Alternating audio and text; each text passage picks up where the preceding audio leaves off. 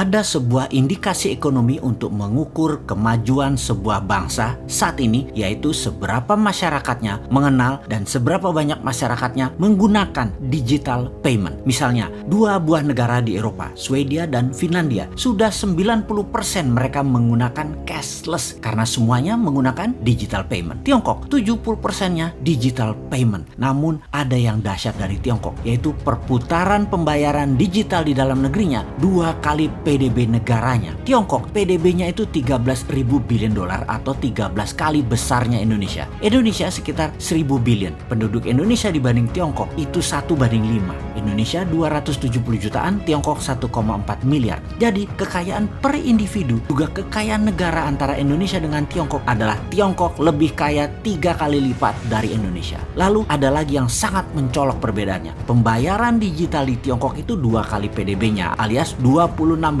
triliun atau 200% dibanding PDB. Sementara di Indonesia hanya 6% dari PDB-nya atau sekitar hanya 60 billion dolar. Digital payment di Indonesia dibandingkan Tiongkok, Indonesia hanya 0,2%-nya Tiongkok. Itu jauh, asli jauh. Digital payment itu kalau ada yang bertanya apa sih, misalnya di Indonesia itu ada kris salah satunya, atau dinaran juga bisa dipakai sebagai non-cash payment. Sungguh, strategi untuk menjadikan Indonesia negara superpower sebenarnya tidak terlalu sulit atau tidak terlalu jauh. Meningkatkan PDB dari 1.000 billion dolar menjadi 5.000 billion dolar bukan hal yang sulit. Kalau master plan-nya hanya naik 7% setahun, di akhir masa jabatan 2024 ya paling menjadi 1.300-an billion dolar saja. Tambah lagi deh 5 tahun jabatannya seperti yang diimpikan oleh banyak orang pengagumnya. Hingga tahun 2029 misalnya, paling pol nambah menjadi 1.800 billion. Itu kalau naiknya 10% pertumbuhan per tahunnya ekonomi negara. Kalau kayak sekarang minus 2%, ya nggak nyampe-nyampe cita-cita mulianya.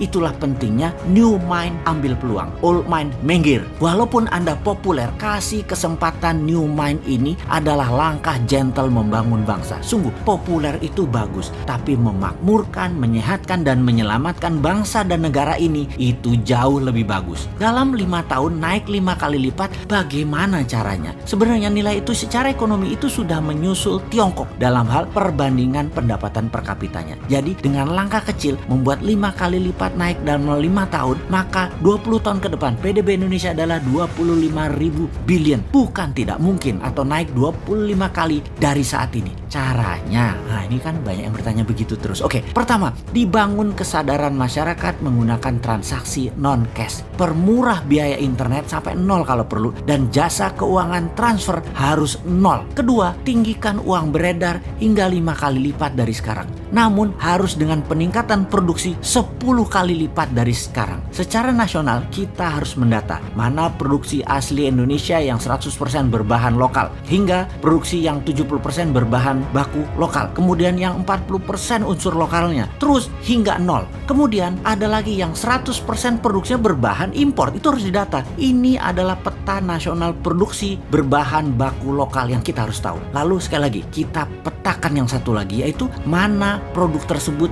yang untuk ekspor. Kalau 100% berbahan baku lokal dan 100% untuk ekspor, maka minta berapapun pinjaman modal, biayai tanpa bunga, tanpa jaminan. Untuk ekspor, hasilnya dengan bahan baku beragam hingga unsur impor agak besar bisa mendapatkan 5 kali lipat uang pinjaman modal dari jaminan asetnya dan juga tanpa bunga. Lainnya lagi misalnya yang bahan bakunya 50% lokal dan hasilnya 100% untuk domestik. Beri matrik perhitungan pinjaman banding aset maksimum paling 2 kali dari nilai jaminan. Lalu kalau ada produksi yang 100% berbahan impor dan produksinya 100% untuk lokal domestik, maka perusahaan itu tindakannya cuma satu, ditutup. Inilah perusahaan penjajah namanya. Juga perusahaan pengeruk sumber daya alam yang hasilnya 100% ekspor bukan untuk domestic consumption. Tutup.